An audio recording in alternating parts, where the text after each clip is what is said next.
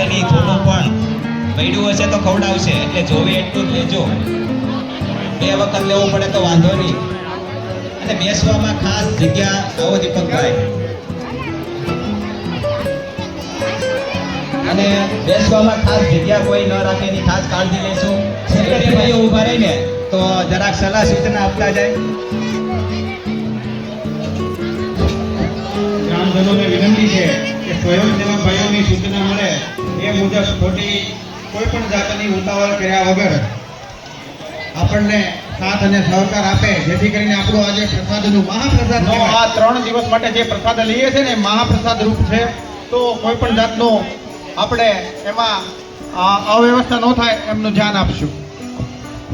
સરસ દીપકભાઈ, બધા જ લોકો ખૂબ આપણી શાંતિ ન ડોળાય એના માટે ખૂબ પ્રયત્નશીલ છે, અને એના માટે બસ આપણી 15 મિનિટ માટે જે આપણું સભા મંડપ પણ ચાલુ જશે ને તો ત્યાં પણ આપણે 10 મિનિટ માટે આપણે આપણી વ્યવસ્થા માટે એન્ટ્રી બંધ કરી છે.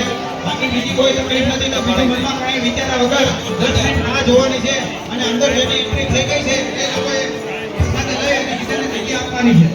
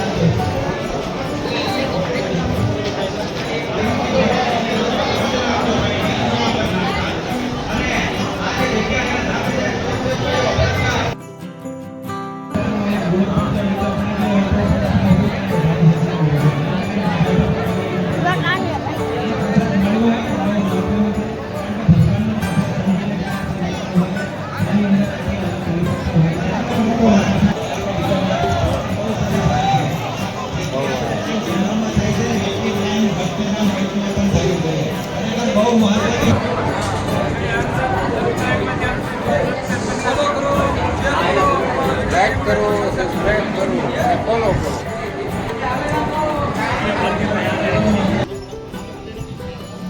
ત્યારબાદ સવારના નાસ્તાના દાતા 30 તારીખના નાનજીભાઈ પૂનાભાઈ હળિયા પરિવાર, એમનું સન્માન આતુભાઈ બાલાભાઈ કવાડ કરશે.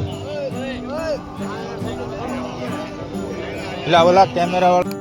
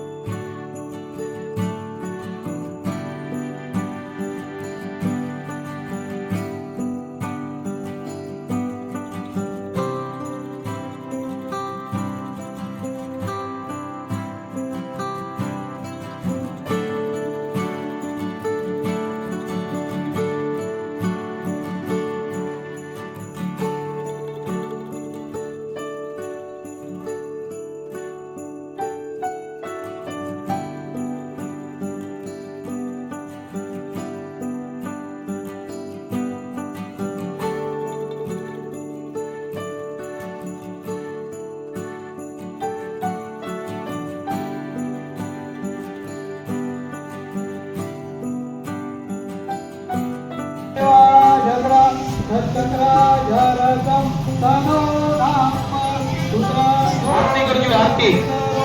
આરતી કરવાની.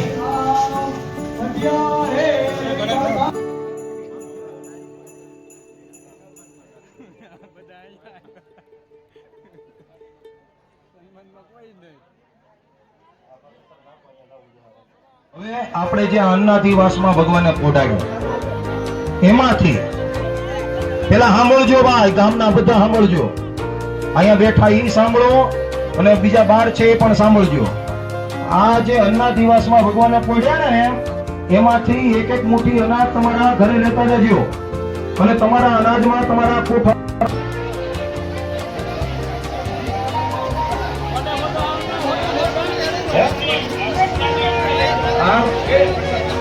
અહીંથી જે ઘઉં આપે ને એ તમારા અનાજના ભંડાર થોડુંક મૂકી દો, એટલે ભગવાનને પ્રાર્થના કરવી કે અમારો અન્નના ભંડાર ક્યારે ખાલી નહીં થવા દેતા.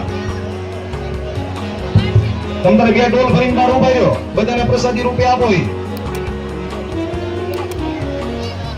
આપણે મંદિરે સામે ડોલું ભરી રાખો ભાઈ. મંદિરની પાસે બે ડોલ ભરીને રાખો. જાતા લેજો.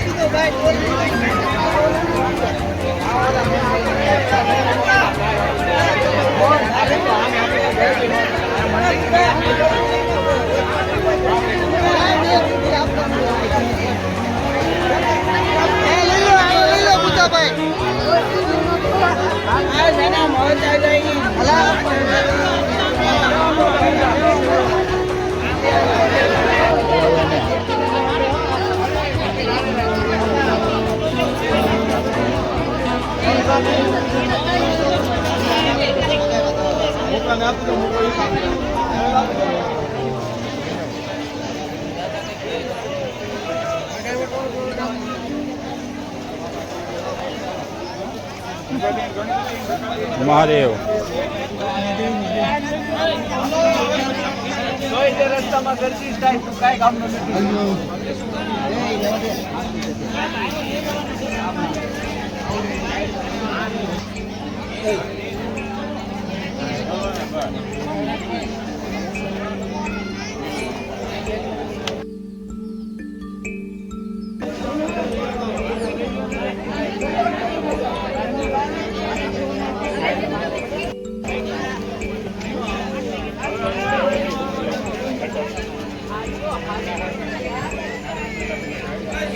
અરવિંદભાઈનું લેજો લાઈવમાં બોલો અરવિંદભાઈનું આવી ગયું. મેં ઉભા રહી મેં લઈ જાઓ.